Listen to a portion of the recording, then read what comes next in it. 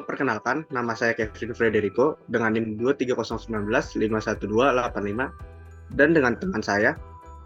Perkenalkan, nama saya Mekar Salim dengan NIM 23019055700. Pada kesempatan kali ini, kami berdua akan membawakan digital video konten dengan topik yaitu gempa bumi.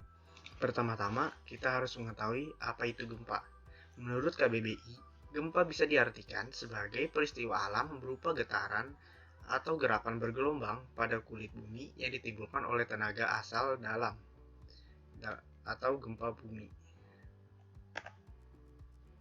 Selanjutnya, ada jenis-jenis gempa bumi. Berikut berdasarkan penyebabnya. Menurut penyebabnya, gempa bumi itu bisa dibedakan menjadi 3 jenis. Yang pertama adalah gempa vulkanik. Gempa vulkanik itu adalah gempa bumi yang disebabkan oleh letusan gunung berapi. Contohnya adalah gempa Gunung Bromo, gempa Gunung Una-Una, dan gempa Gunung Krakatau. Lalu yang kedua adalah gempa tektonik. Gempa tektonik ini adalah gempa bumi yang terjadi karena pergeseran lapisan kulit bumi akibat lepasnya energi di zona penunjaman. Gempa bumi tektonik ini memiliki kekuatan yang cukup dahsyat. Contohnya adalah gempa yang terjadi di Aceh, yang terjadi di Bengkulu, dan yang terjadi di Pangandaran. Yang ketiga adalah gempa runtuhan atau terban. Gempa reruntuhan atau terban ini adalah gempa bumi yang disebabkan oleh tanah longsor, gua-gua yang runtuh, dan sejenisnya. Tipe gempa ini hanya berdampak kecil dan wilayahnya sempit. Selanjutnya, gempa bumi berdasarkan kedalamannya. Berdasarkan kedalamannya, jenis-jenis gempa bumi dibedakan menjadi 3. Yang pertama, gempa bumi dalam.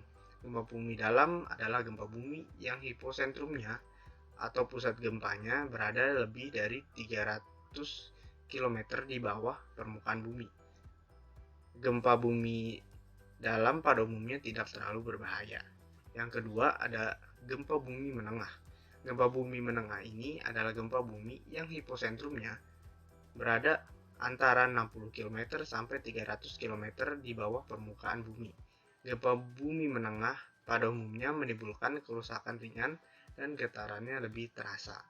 Lalu yang ketiga, gempa bumi dangkal.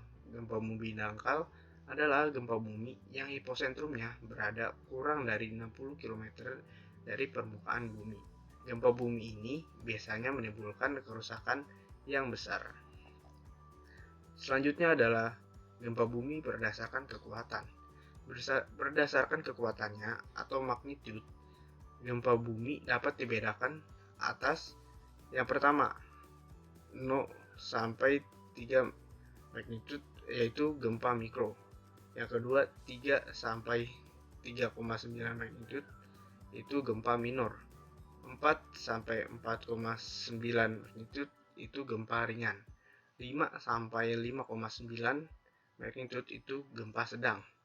6 sampai 6,9 magnitude itu gempa kuat. 7 sampai 7,9 magnitude itu gempa mayor. 8 dan selebihnya itu merupakan gempa yang kuat. Gempa itu bisa disebabkan oleh yang pertama, pergeseran lempeng bumi. Yang kedua, letusan gunung berapi. Yang ketiga, kejadian alam seperti tanah longsor atau gua runtuh. Yang keempat, yaitu faktor non-alam seperti uji coba peledak berkekuatan tinggi. Selanjutnya adalah dampak-dampak yang bisa diakibatkan oleh gempa bumi. Yang pertama adalah tsunami, yang kedua adalah bangunan roboh, yang ketiga adalah kebakaran, yang keempat adalah tanah longsor, yang kelima ada reruntuhan batuan, yang keenam adalah rekahan tanah, yang ketujuh adalah kecelakaan industri seperti di Fukushima, Jepang, yang ke-8 adalah banjir akibat runtuhnya bendungan maupun tanggul, yang 9 adalah penahan lainnya, dan yang 10 adalah masih banyak yang bisa diakibatkan oleh gempa bumi.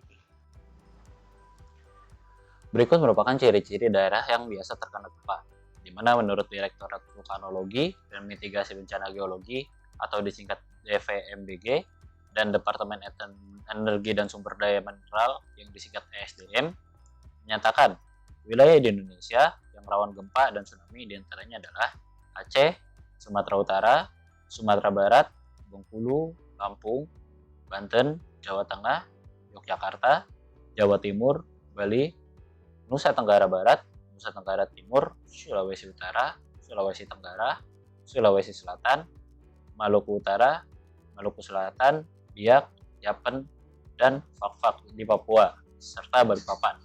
Di mana ciri-ciri dari daerah yang rawan gempa adalah 1. Berada di daerah patahan atau jalur yang terbentuk akibat adanya pergeseran lempeng yang menimbulkan aktivitas seismik. Yang kedua, berada pada ring of fire, di mana ring of fire itu adalah cincin gunung berapi. Kemudian yang ketiga adalah berada di sekitar zona subduksi, yaitu zona pertemuan dua lempeng yang saling bertumbukan membentuk hiposentrum gempa. Kemudian terdapat beberapa cara yang dapat dilakukan untuk mengurangi dampak dari gempa, di mana kita itu harus siap sebelum terjadi gempa bumi. Di mana persiapan yang dapat kita lakukan adalah mengetahui dan sosialisasi tentang gempa bumi, mempelajari penyebab gempa, kemudian juga membuat konstruksi rumah tahan gempa, memperhatikan sistem peringatan dini dan membuat sistem peringatan dini mandiri, kemudian mengikat benda-benda yang tergantung dengan kuat, melaksanakan dan simulasi, mengetahui di mana informasi gempa bisa didapatkan, seperti melalui info BMKB, TV, radio, orari, dan juga lain-lainnya. Yang terakhir adalah menyiapkan tas siaga bencana. Kemudian berikut adalah hal-hal yang dapat dilakukan untuk menyelamatkan diri saat atau terjadinya gempa. Misalnya kita di dalam rumah, maka getaran akan terasa beberapa saat. Masuklah ke bawah meja untuk melindungi tubuh dari jatuhan benda-benda. Jika tidak memiliki meja, lindungilah kepala dengan bantal. Jika sedang menyalakan kompor, maka matikan segera untuk mencegah terjadinya kebakaran. Kemudian misalnya jika di sekolah, maka berlindungan di bawah kolong meja. Jika gempa yang meredah, keluarlah berurutan, carilah tempat yang lapang, dan jangan berdiri dekat gedung, tiang, dan juga pohon. Berikut adalah berita gempa yang baru saja terjadi belakangan ini, di mana melalui liputan6.com, Jakarta, gempa bumi mengguncang wilayah pantai utara Maluku Barat Daya, Maluku pada Selasa 10 Januari 2023 pada pukul 00.47.34 WIB dini hari. Di mana hasil analisis BMKB menunjukkan gempa bumi memiliki parameter update dengan magnitudo M7,5. Mana epicenter gempa bumi terletak pada koordinat 7,37 derajat bintang selatan dan juga 130,23 derajat bujur timur, atau tempat lokasinya berada di laut pada jarak 136 km arah barat laut Maluku Tenggara Barat. Pada kedalaman 130 km, kata Kepala Pusat Gempa Bumi dan Tsunami Badan Meteorologi, Klimatologi, dan Geofisika BMKG Daryono pada wartawan pada Selasa 10 Januari 2023. Kesimpulan yang dapat diambil dari topik pembahasan kali ini adalah gempa bumi adalah peristiwa alam yang tidak dapat diketahui kapan terjadinya. Di Indonesia, terdapat beberapa daerah yang rawan gempa dan tsunami.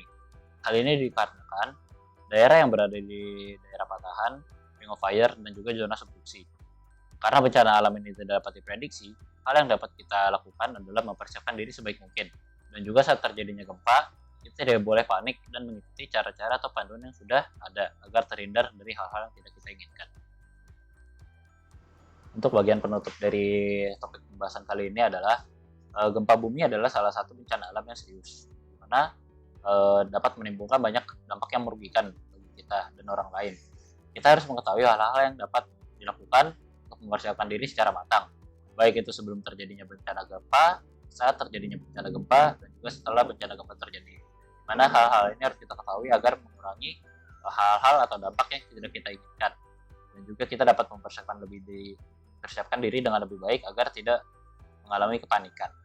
Sekian pembahasan kami berdua terkait digital video konten dengan topik gempa. Semoga dapat membantu dan mengedukasi para penonton. Terima kasih.